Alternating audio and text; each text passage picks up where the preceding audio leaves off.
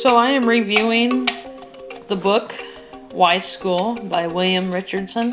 One of the things he does and starts out with is this story about him and his wife letting his son play Minecraft in order to learn Minecraft. And they don't say anything besides you can play. And then they let their son go about his business. And within a day or two, the son is frustrated and annoyed and happy and elated and frustrated because he's learning how to play this game all on his own. With nothing else but the use of his computer, his dad's computer, and he starts chatting with other people, friends, strangers, about how to play Minecraft. And that's where the book takes off.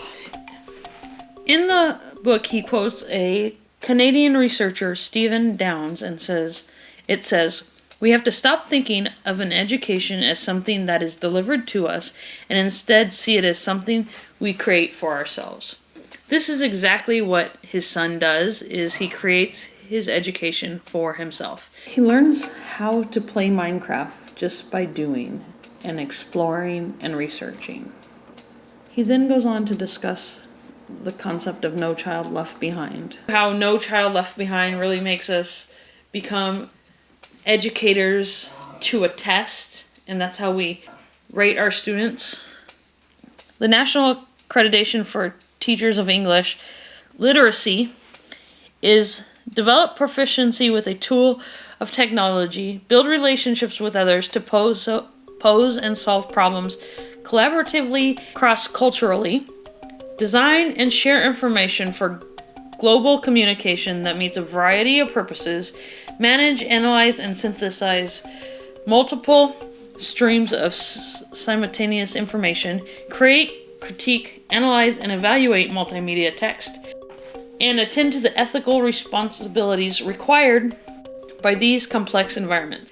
That's the thing, is if we went by these standards, how many adults would be considered literate?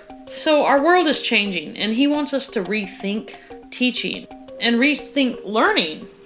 We think that learning is a teacher lecturing to us and then us doing the work and the homework, and that's not how it is anymore. If you look up Shakespeare, you get 100,000 results for Shakespeare.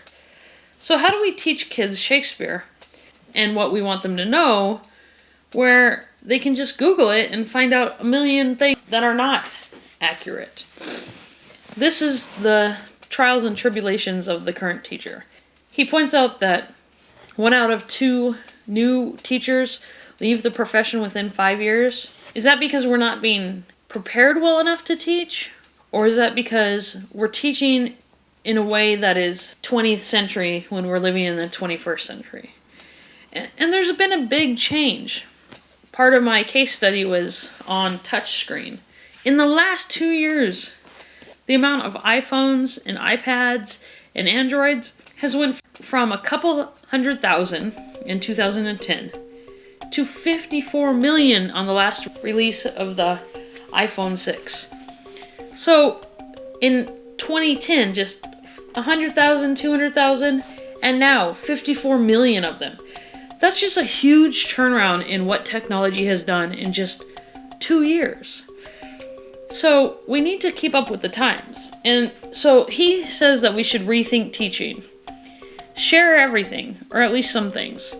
In this class we learn about Pinterest and Google Community, Twitter, and all these social media sites that we share information on. The EDU blog sites and communication logs, and all these things are things we share our information with. We need to start discovering the curriculum with the students. Don't deliver them the curriculum.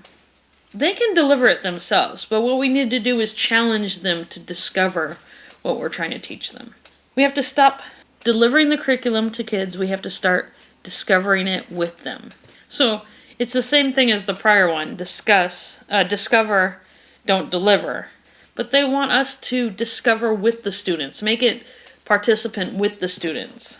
The quote that I really liked from this book is, "In the times of great change, learners will inherit the earth while the learned will be beautifully equipped for a world that no longer exists. And if you talk to our parents, I'm in my late 30s, and if you were to talk to my parents, there's not much they know about technology. Yes, they can navigate Facebook, and they can send an email, but they aren't getting into technology. And even a lot of people my own age, where I work, a lot of them can't do more than send emails and the basics. They're not learning how to be equipped. We just got a new computer system, and because I'm very knowledgeable with computers, I'm able to navigate it. And yet, 9 other people on the staff are coming to me to ask me questions when I did the exact same training they did. And it's just, I know how to work with it because I've been exposed to more technology than they have. Also, a great thing that he pointed out is there's no competitive advantage today in knowing more than the person next to you. The world doesn't care what you know. What the world cares about is what you can do with it. What you can do with what you know. This can't be more true than in our classrooms. We're teaching to a test, which is supposed to say what student knows more than another student, yet that student doesn't translate into being a worker in a machine shop. That test doesn't translate into working at a fast food restaurant, which is actually quite difficult in multitasking. It just doesn't compute these tests the students take to the real world. William Richardson really says, why school, when school isn't preparing students for the future? His son learned more about Minecraft in 2 or 3 days than he was learning in entire semesters because he was interested in it, entertained in it. He didn't let his children take the standardized testing because he didn't want them labeled. And I really think that education is changing, but the problem is it's only changing here and there. It's not changing across the board. I just think that the why school is going to become a harder and harder question as people come out of school and are not as well prepared for college as they should be.